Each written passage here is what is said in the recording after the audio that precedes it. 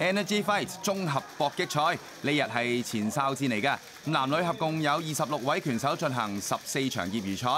規例有少少特別啊，就係唔可以用爭同埋唔可以打地戰嘅。咁當中唔少拳手係打泰拳或者係踢拳為主嘅。咁第一場係男子業餘賽54公斤級嘅賽事啦。由紅方嘅何明澤咧對住南方嘅趙家明。由於係業餘賽嘅關係咧，大家都戴上頭盔，身同埋腳咧都有護具，咁所以都好安全嘅。呢場一開始，南方嘅趙家明雖然係身高輸蝕咗，但係勝在出拳準同埋力量夠，不斷係打中對方。咁結果趙家明順利勝出呢場賽事。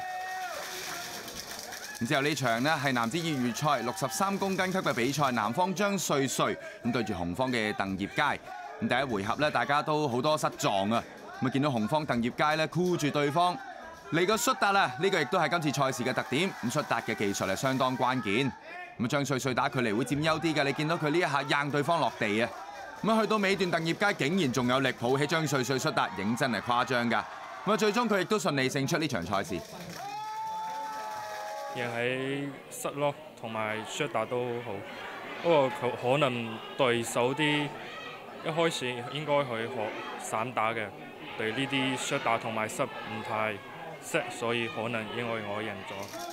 女子業餘賽57公斤級嘅，南方係我哋體育世界嘅前記者鐘普敏啦。咁佢嘅對手係紅方嘅劉慧珊，兩位嘅身高差距咧，的確有啲距離嘅。咁加上鐘普敏之前咧都打過好幾場，慢慢累積到唔少經驗。咁雖然劉慧珊有好多 fans 撐場，但奈何一直係捱打嘅狀態。最終南方嘅鐘普敏勝出啦。我覺得我自己今場係有自信心嘅。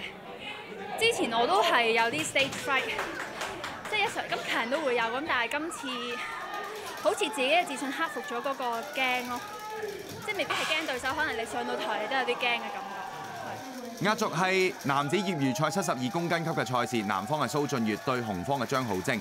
28歲嘅張浩正呢3年幾咧不斷參加比賽咧，目前戰績係16勝3負，係被睇高嘅一方。